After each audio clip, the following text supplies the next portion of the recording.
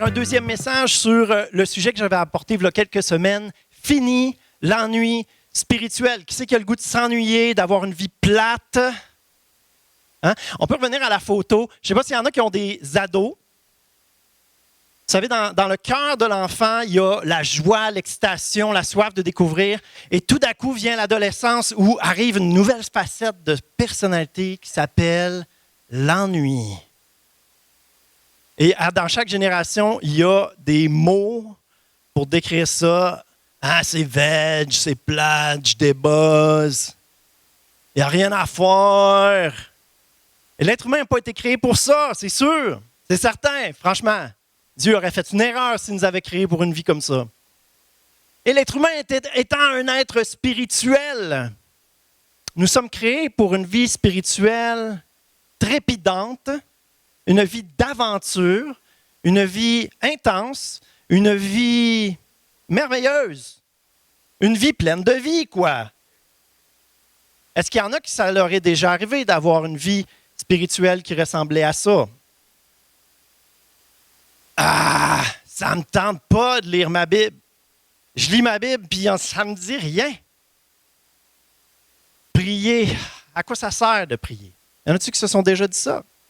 Moi, je me suis souvent dit ça, longtemps dit ça. Et à un moment donné dans ma vie spirituelle, j'ai eu un déblocage qui fait que les hauts et les bas terribles sont devenus un petit peu plus des hauts et des médiums.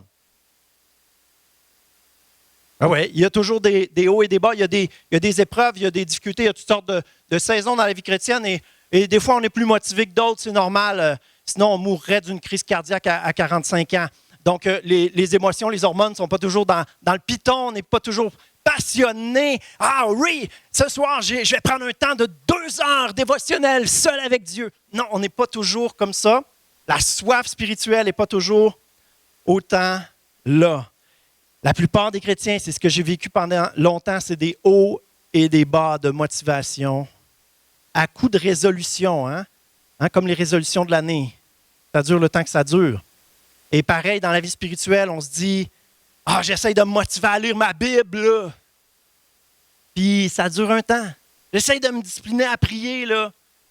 Puis ça dure un temps.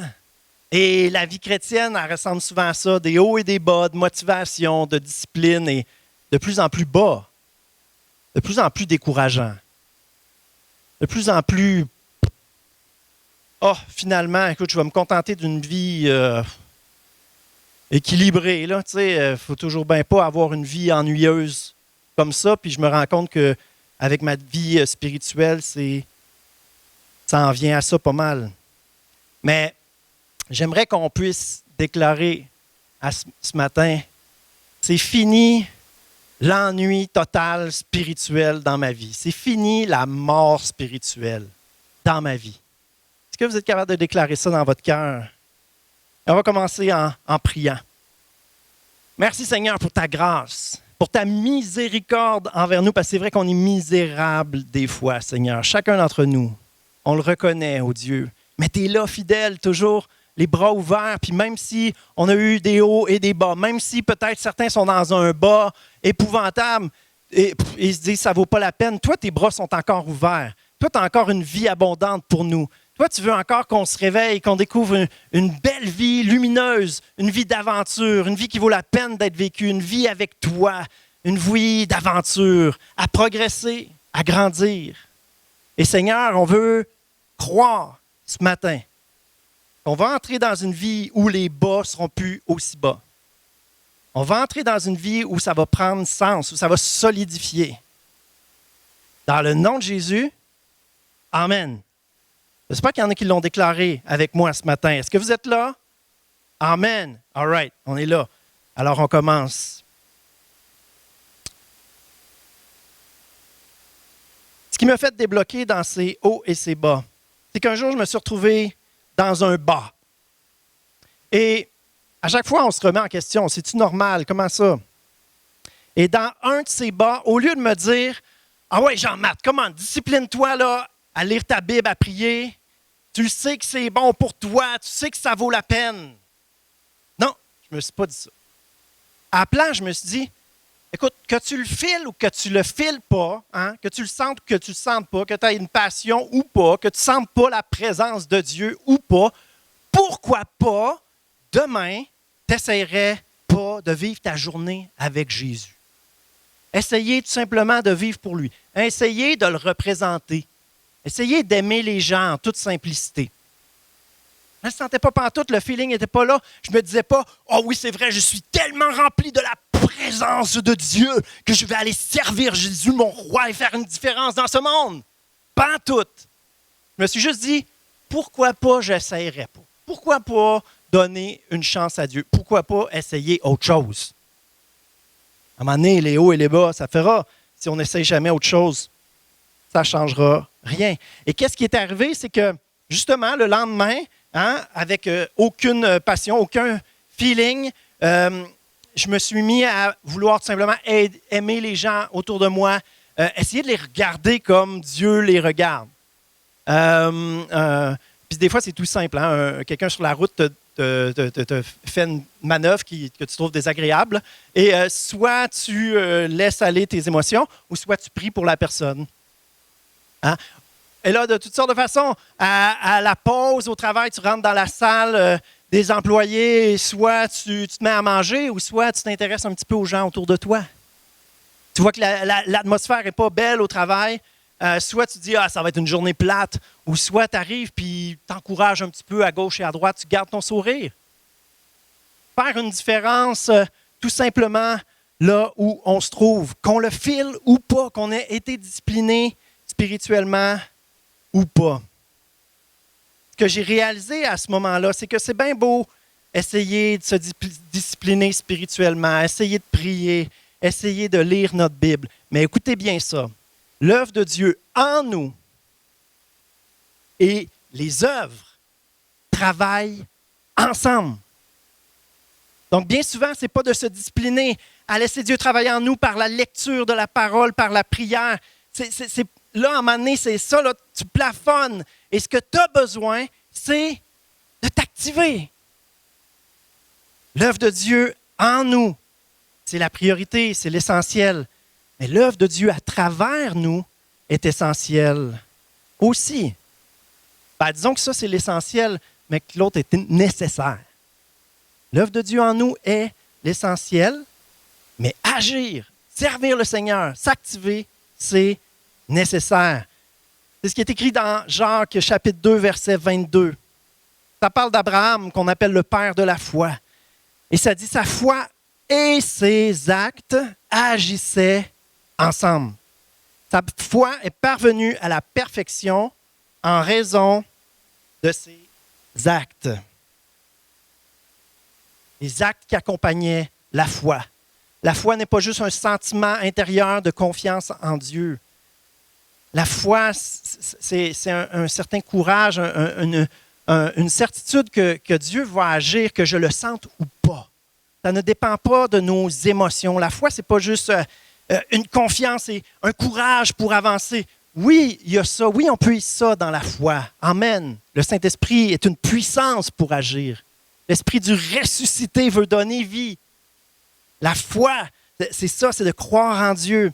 Mais parfois, le feeling n'est pas là. Parce que le feeling est quelque chose d'hormonal, mes amis. Nous sommes des êtres physiques et le feeling, l'émotion, c'est quelque chose d'hormonal.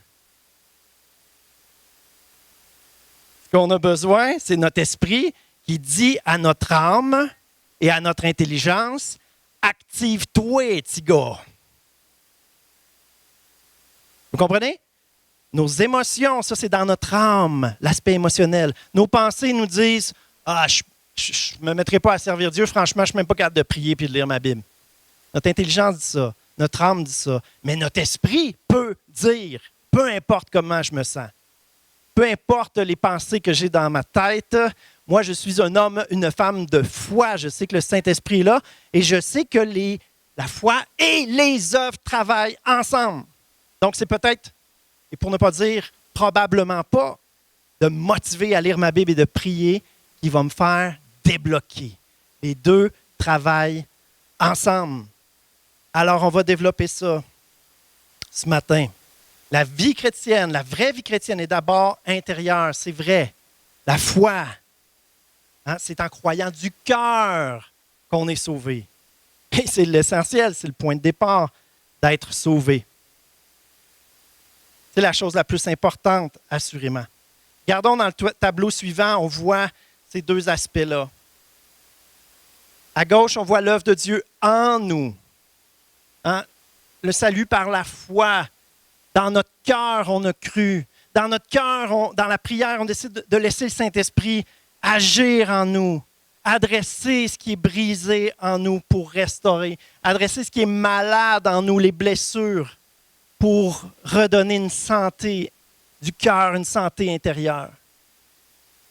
C'est ça l'essentiel, l'œuvre de Dieu en nous. Nous sommes l'œuvre de Dieu. Avant même de faire des œuvres, nous sommes l'œuvre de Dieu et c'est ça le plus important, l'œuvre de Dieu en nous. Éphésiens 2,10, c'est ce que ça dit. Nous sommes l'œuvre de Dieu. Intérieurement, il nous a créés, unis avec Jésus-Christ, pour que nous menions une vie riche en actions pleines de bonté. La bonté, c'est quoi? La bonté, c'est de l'amour en action. De l'amour, hein? Quelque chose d'intérieur, je suis rempli de l'amour de Dieu. Dieu m'aime, j'aime Dieu. J'aime même mon prochain, on dirait. Alors, je vais m'activer. Je vais faire quelque chose. Je vais manifester mon amour concrètement par des œuvres de bonté. Tantôt, je disais, j'ai pas le goût de lire ma Bible, j'ai pas de vie de prière, je me sens complètement vide. Pourquoi j'essayerais pas quand même de vivre pour Dieu demain matin? Ça sonne bizarre, hein? Action riche, pleine de bonté, celle qu'il a préparée d'avance afin que nous les pratiquions. Intéressant le mot pratiquer. Pourquoi je n'essayerais pas? On dirait que je ne l'ai pas pantoute, mais je vais pratiquer les œuvres de Dieu. Essayer d'aimer les gens autour de moi, tout simplement. Je commence à la base, là, tout simplement. Hein? Je vais aller donner une boîte de biscuits à mon voisin qu'ils sont malades. Peu importe, on est attentif aux gens autour de nous et on a beau avoir une vie de prière extraordinaire. Normalement, dans la prière, Dieu nous met des gens à cœur. On peut revenir au tableau. Normalement, quand on prie, quand il se passe quelque chose à l'intérieur, Dieu nous met des gens à cœur. Et on ne fait pas que prier pour eux, mais on leur démontre de l'amour, du soutien. Notre amour doit se mettre en action et dans la prière, le Saint-Esprit nous dirige pour faire des choses concrètement. Je le répète, l'essentiel, c'est quoi? C'est l'œuvre intérieure de Dieu. Mais les œuvres sont nécessaires. Vous voyez la différence entre les deux? Oui. L'essentiel, c'est l'œuvre de Dieu en nous. Le salut commence là, hein? Mais la foi en action est nécessaire. Si on revient à la mission de l'Église, les deux premiers points, c'est quoi donc? Connecter avec Dieu. Est-ce que c'est quelque chose d'extérieur ou intérieur? Intérieur. Collaborer avec le Saint-Esprit pour qu'il fasse une œuvre en nous. C'est intérieur ou extérieur? Intérieur. Et de ce que Dieu fait à l'intérieur doit découler quelque chose à l'extérieur et contribuer à rendre ce monde meilleur. Est-ce que c'est intérieur ou extérieur? Extérieur. Et il est nécessaire aussi. J'ai entendu, on dirait, pasteur, tu changes de fusil d'épaule. Là. Depuis des années, vous nous parlez que c'est tellement plus important, l'œuvre intérieure de Dieu en nous, hein? La guérison, la restauration. On parle beaucoup de l'Église, aussi les relations entre nous. Toutes ces choses-là sont extrêmement importantes. Pourquoi, là, tout d'un coup, là, vous parlez des œuvres? Parce que on a parlé de l'œuvre intérieure de Dieu pendant 4 ans et demi. Donc, passer quelques semaines à parler de l'œuvre de Dieu à travers nous, je ne sais pas pas si pire. Mais c'est ça qui se passe. C'est qu'on est des chrétiens, souvent, déséquilibrés. On aime tellement l'intériorité, l'œuvre de Dieu en nous. C'est tellement cher à notre cœur, tellement important pour nous. Grandir en connaissance aussi, c'est tellement important. Et sans s'en rendre compte, on oublie que la vie chrétienne doit se vivre en action, concrètement. Pensez à Jésus. Est-ce qu'il est resté dans son ciel glorieux à profiter de l'amour et la joie qu'il y a dans la Trinité? Qu'est-ce qu'il a fait? Il s'est abaissé, il a pris une forme humaine, il a marché les pieds dans la poussière. Il s'est mis à genoux pour laver les pieds de ses disciples. Il nous a montré que l'amour n'est pas juste un sentiment, n'est pas juste quelque chose à recevoir de la part du Père, mais quelque chose qui doit nous pousser à l'action. Et ce qui se passe, c'est que la passion ne viendra pas toujours en se motivant à lire notre Bible et à prier, mais bien souvent en s'activant. Si on revient au beau tableau avec les 2 flèches, vous voyez les flèches en bas. Hein? La foi en action. On voit Dieu agir à travers nous. On contribue, on voit que Dieu est à l'œuvre, c'est merveilleux. On voit sa puissance. Et qu'est-ce qui se passe? Qu'est-ce qui se développe en nous? Une passion pour Dieu. Et si la passion pour Dieu est un lointain souvenir dans votre vie chrétienne, pourquoi ne pas essayer ce qui a fait la différence dans ma vie? Et ce qu'on voit dans la parole de Dieu comme quelque chose d'essentiel qu'on a peut-être mis de côté, qu'on a peut-être oublié. Qu'est-ce qui se passe quand c'est déséquilibré notre affaire? Qu'est-ce qui se passe quand on pense juste à l'œuvre de Dieu en nous et qu'on néglige l'œuvre de Dieu à travers nous? C'est le prochain tableau. Ici, l'œuvre de Dieu en nous est présente. On essaie de se motiver à lire notre Bible, à prier. C'est bien, hein? Mais ça devient fatigant. Il y en a, la discipline, sont super bons, mais la plupart d'entre nous, la discipline, à un moment donné, ça nous use. En plus, on dirait que ça nous parle de moins en moins. Alors, qu'est-ce qui se passe quand on met peu notre foi en action? On a peu d'impact, on voit peu la gloire de Dieu. Il ne nous utilise pas. C'est morne, c'est plate, c'est ennuyant, c'est décourageant. De moins en moins, on a soif. De moins en moins, on est passionné. Et ce qui se passe, c'est une stagnation spirituelle. On plafonne avec toutes sortes de hauts et de bas. On aurait pu mettre les hauts et les bas plus montagnes russes et qui deviennent de plus en plus bas, là. Mais on y est allé comme ça. Mais le point, c'est surtout la stagnation spirituelle. À un moment donné, on plafonne. Parce que juste une flèche vers le haut, à un moment donné, ça plafonne, c'est pas trop long. Et bien souvent, quand on devient chrétien, le bébé spirituel, l'enfant spirituel, on est passionné pour les deux. On a soif de Dieu, on veut apprendre, on boit les paroles des prédicateurs, on lit notre Bible 2 heures par jour, 8 heures pour les retraités. On en a eu un dernièrement, puis merci Seigneur, il continue de lire de même, c'est merveilleux. Et on est en action aussi, on veut parler de Dieu à tout le monde. Notre retraité, il fait ça aussi. Mais qu'est-ce qui se passe justement dans sa vie? On le voit grandir spirituellement de façon extraordinaire, avec les 2 aspects qui grandissent. Ça fait du sens?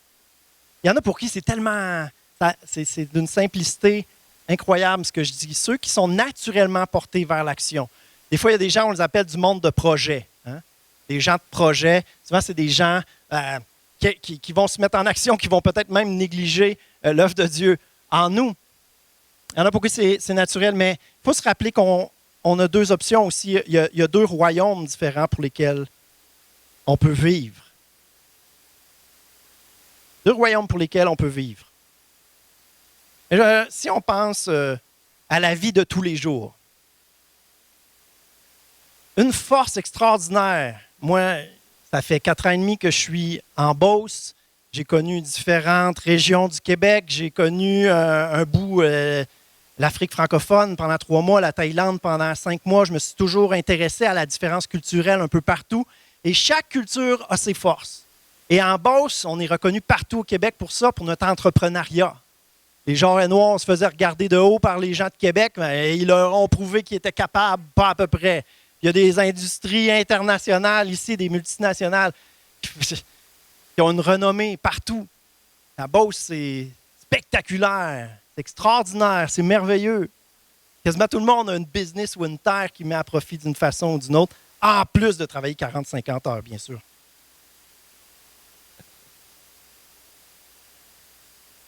Donc, on est très, très travaillant.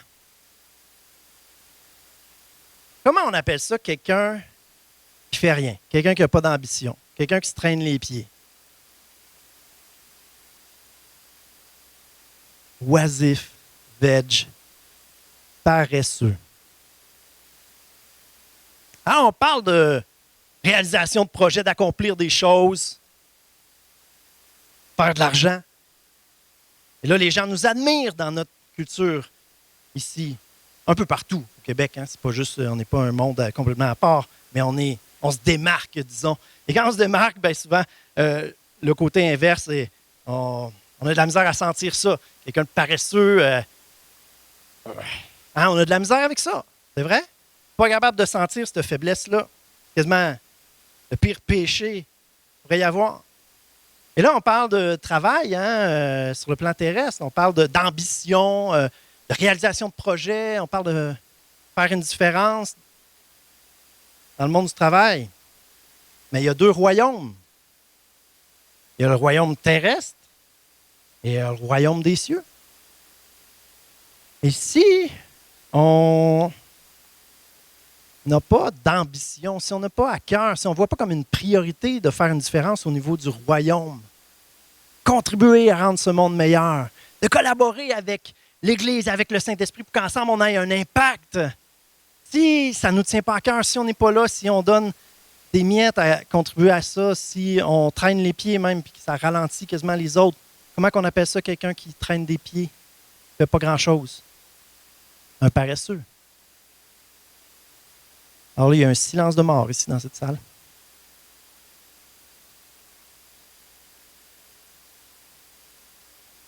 Parce que ça se pourrait-tu que spirituellement, on puisse être devenu paresseux? Et ce mot-là, là, on a de la misère à le sentir sur le plan terrestre.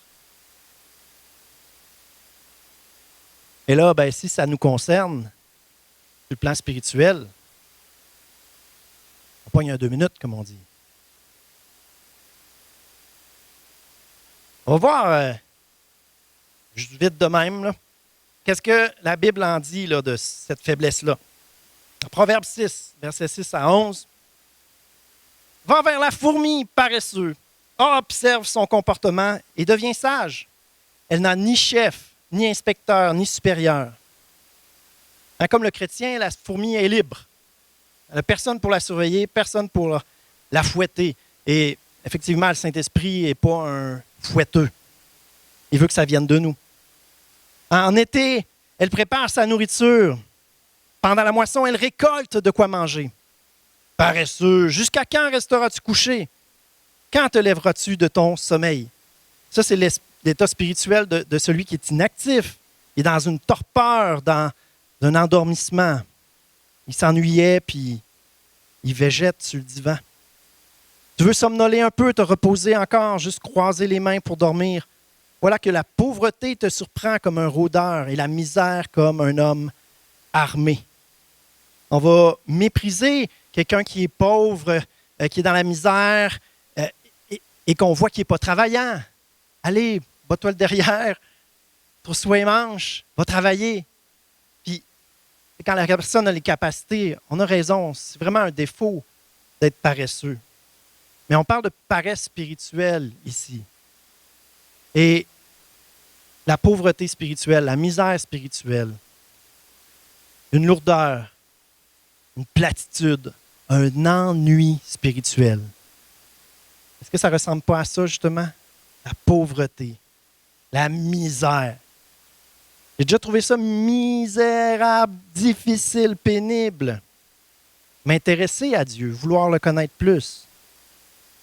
On a deux choix comme chrétiens, deux mindsets, deux priorités, deux options à considérer pour orienter nos efforts, orienter notre travail, orienter notre cœur. L'option terrestre, et l'option céleste. Matthieu 6, Jésus en a parlé. Amassez-vous plutôt des trésors dans le ciel, où il n'y a ni mythe, ni rouille pour détruire, ni cambrioleur pour forcer les serrures et voler. Car ton cœur sera toujours là où est ton trésor. Trésor terrestre, fragile, éphémère, ou trésor céleste, parfait et éternel. La question, c'est où est ton trésor? Qu'est-ce que tu chéris? Qu'est-ce qui a de la valeur pour toi? Qu'est-ce qui est important pour toi? C'est quoi ta priorité? Tu as le désir de voir quoi se développer? Ton patrimoine familial ou le royaume de Dieu à travers toi puis dans ta vie? C'est une question de priorité. Et quand c'est Dieu, la lumière, il met de l'ordre dans nos priorités terrestres. Il met du sens dans tout ce qu'on a à faire sur le plan terrestre. Dieu, c'est un génie. Mais on a tendance, l'être humain, on a tendance, le chrétien, à finir par se faire confiance à nous-mêmes. Parce qu'on a été déçus, parce qu'on a trouvé que la vie chrétienne, finalement, ça ne marche pas tant que ça. Mais je vous garantis, si on investit notre vie pour Dieu, que notre cœur, notre trésor est là, notre cœur va suivre notre trésor, notre cœur va suivre ce dans quoi on s'investit. Et je vous dis, être partenaire avec le prince de la vie, la source de la vie, le Dieu ressuscité, au revoir, vie ennuyeuse. Au revoir, vie qui n'a pas de sens. Et bienvenue, vie chrétienne, la vraie vie chrétienne, celle qui a de l'air de la théorie dans la Bible, va devenir une réalité dans notre vie. De progrès, de gloire en gloire. On dit tout le temps ça. Ouais. Mais peut-être que la solution, ce n'est pas une autre résolution à essayer de se discipliner. Peut-être que la solution, c'est de s'activer avec humilité, en toute simplicité. Vous savez, qu'on le file ou qu'on ne le file pas, qu'on le sente ou qu'on ne le sente pas, qu'on ait dans les dernières semaines, derniers mois, une grande vie spirituelle profonde, on découvre plein de choses en Dieu, ça c'est merveilleux. Mais que ce ne soit pas le cas, là, le Saint-Esprit il est encore là. Qu'on le sente ou qu'on ne le sente pas, le Saint-Esprit il est encore là. Et bien souvent, si on s'active, on est surpris de le voir agir. « Wow, t'étais là! » Oui, oui! En toute simplicité, lui donner une chance, l'essayer, pratiquer des œuvres préparées d'avance, lui donner une chance. Peut-être que la passion va revenir. Je vous le dis, la passion va revenir, la passion va renaître, la soif spirituelle va venir. OK, on parle de paresse, mais il y a un temps pour les œuvres, puis il y a un temps pour le repos aussi. C'est vrai qu'il y a un temps pour le repos. Parce que Dieu, à travers nous, oui, c'est nécessaire qu'il y ait cet aspect-là dans notre vie spirituelle, mais Dieu, en nous, ça demeure l'essentiel. Et les saisons dans la vie, on se rend compte qu'on a été blessé, on est épuisé, on est fatigué. Et on a besoin d'être ressourcé. On a besoin de décréter une saison de ressourcement, de guérison. Et pour vrai, bravo si vous avez eu l'humilité de le reconnaître devant Dieu. Parce que vous avez dû passer par-dessus votre sentiment de devenir paresseux, d'être paresseux. Mais vous avez compris qu'une période de repos serait très vivante parce que Dieu agirait en vous.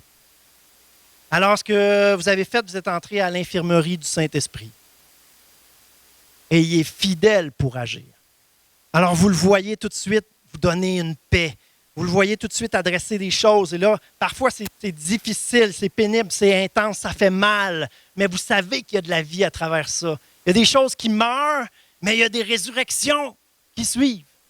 La vie chrétienne, c'est ça. La vie chrétienne, c'est pas juste quelque chose en superficie. C'est des choses qui meurent, mais qui ressuscitent mieux, qui ressuscitent pour la vie éternelle, qui ressuscitent des choses qui font pleine de sens. On n'aime plus de la même façon. On aime avec une profondeur. Dieu, quand il fait une œuvre en nous, c'est extraordinaire parce que le caractère de Christ se développe et on peut bien mieux le représenter. Si on le représente puis qu'on est malade, blessé, on a besoin d'être ressourcé. Et toute notre vie, on a besoin d'être ressourcé. Hein? Parce que sinon, ce n'est pas trop long que le réservoir se vide puis on n'a plus rien à donner. Ou on donne un peu n'importe quoi. On a besoin d'être ressourcé.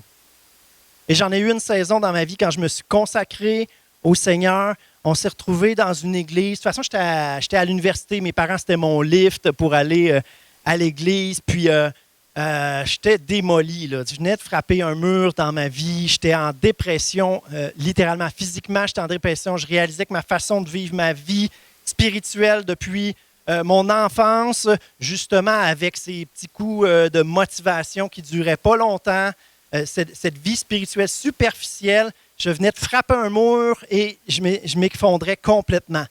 Mais de m'effondrer, ça m'avait fait réaliser que, oh, le Jean-Marc qui ne vaut plus rien, comme une flaque par terre, a encore une valeur de grand prix pour Dieu. Mon cœur en miettes, tout dégueulasse, qui ne vaut plus rien, il se réjouit comme genre d'une joie éternelle, parfaite, incroyable, que je remette ça entre ses mains. Et ça m'a complètement renversé. Fait que c'est merveilleux, j'ai repris vie. Et là, c'est merveilleux, ça a été une année où le Seigneur pouvait me reconstruire, changer ma façon de voir les choses, travailler tout ça, me guérir, me restaurer. Ça a été une saison tellement importante, une saison essentielle. Et ce qui est arrivé, c'est que mes parents ont décidé de changer d'église. Et là, dans cette église-là, qui était une grande église où j'avais été vraiment béni, c'était merveilleux, j'avais été reconstruit, j'étais beaucoup plus solide. On a changé d'église, je me suis retrouvé dans une petite église où tout de suite, il y avait des besoins musicaux, il y avait une belle équipe qui s'aimait, qui avait une passion pour la louange, puis on m'a intégré dans l'équipe. Puis là, de servir, là, ça a été extraordinaire. Je connectais avec les musiciens, avec la conductrice de louange. J'ai été inspiré, j'ai découvert une profondeur dans la louange. Et j'ai été chanceux, comme on dit, parce que ce changement-là de restauration à service qui me fait prendre vie a été causé par un changement d'église. J'ai aucun mérite. Mais ça m'a quand même permis d'expérimenter ça. Qu'il y a un temps pour être reconstruit, il y a un temps pour s'activer. Et là, je vous le partage avec tout mon cœur, puis j'espère que le Saint-Esprit parle à votre cœur, puis vous dit, OK, c'est vrai que c'est important pour moi, l'œuvre de Dieu. C'est vrai que c'est l'essentiel, l'œuvre de Dieu en moi. C'est vrai. Sauf que peut-être que ma vie spirituelle, effectivement, est un petit peu déséquilibrée. Et que j'ai besoin de reprendre du service. Moi, je suis béni. On a changé d'église. Ça m'a fait changer de saison. Mais peut-être que vous êtes là, puis il faudrait se demander, super, je suis rentré à l'infirmerie du Saint-Esprit. Je l'ai vu agir de façon incroyable. Au début, c'était extraordinaire. Je prenais vie. Puis là, dans les derniers mois, qu'est-ce qu'il a fait donc dernièrement dans ma vie? C'est vrai que c'est devenu plus mollo. L'infirmerie, c'est pour recevoir des soins. Mais une infirmerie, ce n'est pas une maison. On ne doit pas vivre dans l'infirmerie. On est dans l'infirmerie, on est guéri, restauré, et tout de suite, ils nous envoient en réadapte. J'ai été préposé aux bénéficiaires, hein? Pas mal toutes les chirurgies. Le lendemain, on appelle ça le premier levé. Debout. Sinon, flébite garantie dans les 3-4 prochains jours. Plaie de lit. Caillot qui se retrouve dans les poumons, dans le cerveau, dans le cœur. C'est ça qui se passe quand on est inactif. Spirituellement, ça ne se voit pas. Ça prend le Saint-Esprit qui parle à notre cœur et qui nous fasse réaliser, qui mette la lumière sur notre état, qui nous fait réaliser, ouais, le lit de l'infirmerie, là, assez, là. Je veux honorer ceux qui ont eu l'humilité d'entrer dans une saison de guérison. Et si vous êtes là-dedans, continuez. Laissez le Seigneur faire son œuvre. Mais si ça fait longtemps que vous êtes là-dedans et que votre courage à vous laisser guérir est devenu la paresse, la passivité, la lâcheté, bien souvent, ce n'est même pas volontaire. On a oublié. On néglige, mais ce n'est même pas volontaire. Mais ce n'est pas parce que ce n'est pas volontaire que ce n'est pas un péché. Et surtout, si on s'en rend compte. Pour réfléchir, c'est quoi une vie chrétienne équilibrée? Qu'est-ce qui va faire que je vais grandir avec le Seigneur? C'est l'œuvre de Dieu en nous et l'œuvre de Dieu à travers nous. Les deux travaillent ensemble. Les deux travaillent ensemble. Est-ce qu'il y en a qui se disent, on peut fermer les yeux, est-ce qu'il y en a qui se disent, c'est vrai, il faudrait que je reprenne du service? Juste pour voir si Dieu ranimerait pas une passion. C'est vrai qu'il faut que je reprenne du service.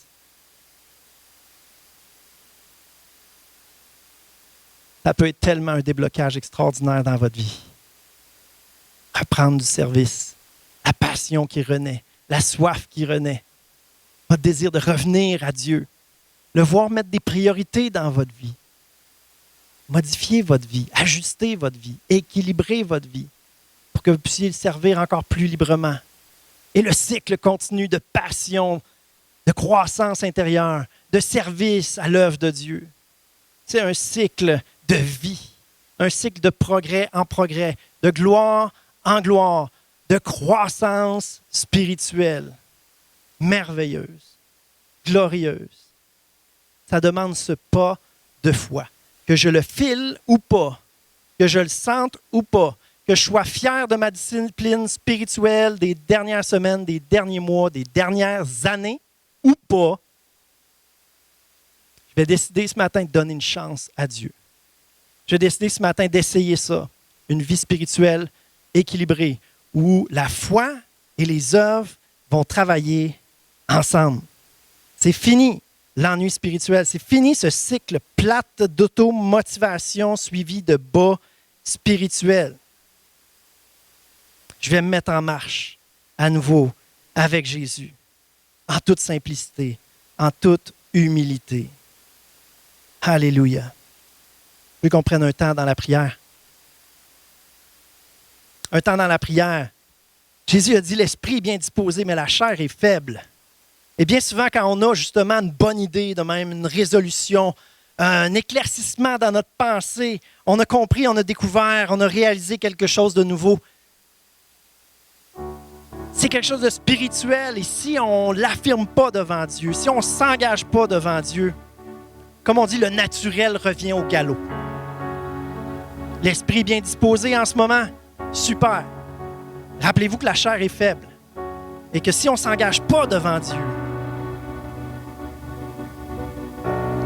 si on ne s'engage pas devant Dieu, ça n'aura pas d'impact. Ça va mourir. La foi sans les œuvres est morte. S'il n'y a pas d'action qui suit. Et ce matin, je veux juste qu'on prenne le temps de réfléchir en toute simplicité. C'est quoi le reste de ma journée aujourd'hui? Et comment je vais la vivre? Je vais la vivre pour moi-même ou je vais la vivre pour Dieu? OK, oui, je veux être là avec ma famille. Mais oui, mais juste pour être heureux avec ta famille ou pour l'aimer de l'amour de Dieu? Les mêmes actions, mais un cœur différent. Les mêmes actions, des motifs différents. Et alors qu'on va entrer dans ce cycle-là d'action qui nourrit la passion, qui oriente l'œuvre de Dieu en nous, qui améliore notre action. Alors qu'on va entrer dans ce cycle-là de croissance spirituelle, Dieu va faire des merveilles dans nos vies, va nous surprendre. On va goûter à cette vie chrétienne dont le pasteur puis le monde parle à chaque dimanche, mais qui me semble inaccessible. Moi, je veux dire, la vie abondante pour Dieu est pour chacun de ses enfants. Parce que chacun de ses enfants est rempli, reçoit le Saint-Esprit, l'Esprit du ressuscité, l'Esprit de vie qui veut nous diriger, qui veut nous fortifier, qui veut nous utiliser nous amener à ce que l'Église, ensemble, contribue réellement à rendre ce monde meilleur. L'Église étant un paquet d'individus qui doivent s'aligner ensemble, qui doivent se retrousser les manches ensemble. Oh Jésus, ranime dans notre cœur, ouvre nos yeux sur la réalité spirituelle, ouvre nos yeux sur le fait qu'on fait partie d'un corps, qu'individuellement on n'est rien, qu'on fait partie d'un corps, Seigneur, et que toute notre vie, c'est de se laisser développer par toi pour être de plus en plus, jouer de mieux en mieux le rôle que tu veux qu'on joue dans ce monde et dans notre assemblée, Seigneur. Oh Seigneur, ranime cette priorité. Ranime cette priorité dans nos cœurs avec cette foi, Seigneur, que tu vas agir avec puissance. Qu'est-ce qui s'en vient dans votre journée aujourd'hui? Qui est-ce que vous allez rencontrer aujourd'hui? Allez-vous les aimer comme Jésus? Pensez pas à votre discipline spirituelle de ce soir. Pensez à votre journée avec les gens qui vous entourent. Pensez à votre journée demain. Vous allez rentrer au travail. Qui est-ce que vous allez avoir à aimer? En rentrant à votre travail, vous allez y aller avec la routine ou en sachant que c'est Dieu qui vous a donné les capacités de l'accomplir, qui vous a donné l'opportunité de travailler. Vous allez le vivre avec reconnaissance envers Dieu pour ces capacités-là, ces possibilités-là, ou pour vous-même. Ah, ça change tout de vivre pour Dieu. Tout prend sens, tout prend vie. Seigneur, on veut vivre pour toi. Clavons-le ce matin. Je veux vivre pour toi. Je t'appartiens, Jésus. Je t'appartiens. Je suis à toi. Déclarons-le ce matin dans le fond de notre cœur, en esprit et en vérité. Je suis à toi. Je veux vivre pour toi. Alléluia. Alléluia. Merci, Jésus. Merci, Seigneur. Alléluia. Merci, Jésus. Alléluia. Vous savez, nos jeunes, en ce moment, là, nos jeunes, souvent, on peut les mépriser. On trouve qu'ils ressemblent aux petits garçons qu'on voyait au début.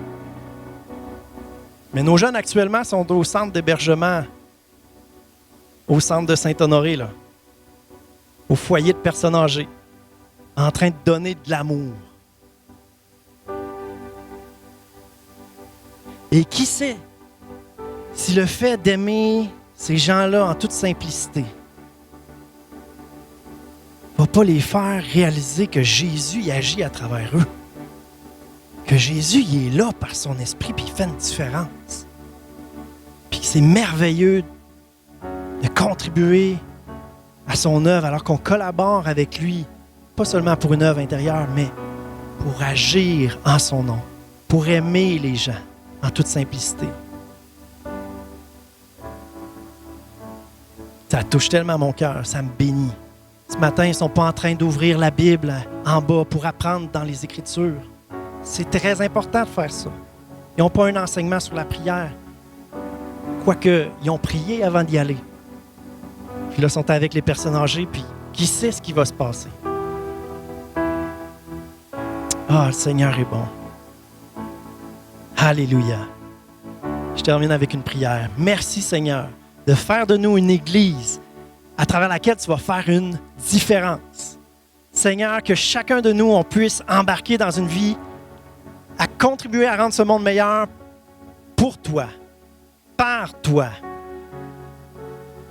Alléluia. Chacun d'entre nous, Seigneur. Et que comme Église, on puisse s'unir ensemble pour faire une différence ensemble. Alors que l'un va servir d'une manière, l'autre va servir d'une autre manière. L'autre va soutenir pour que l'autre puisse servir. Oh Jésus, chacun va être à l'œuvre, chacun va être actif, chacun va répondre à ton appel pour sa vie. Chacun va contribuer. Et à travers nous, tu vas agir de façon extraordinaire. Merci Seigneur, tu le fais déjà. Ouvre nos yeux pour le voir, Seigneur. Et ouvre nos cœurs pour y participer davantage. Dans le nom de Jésus. Amen.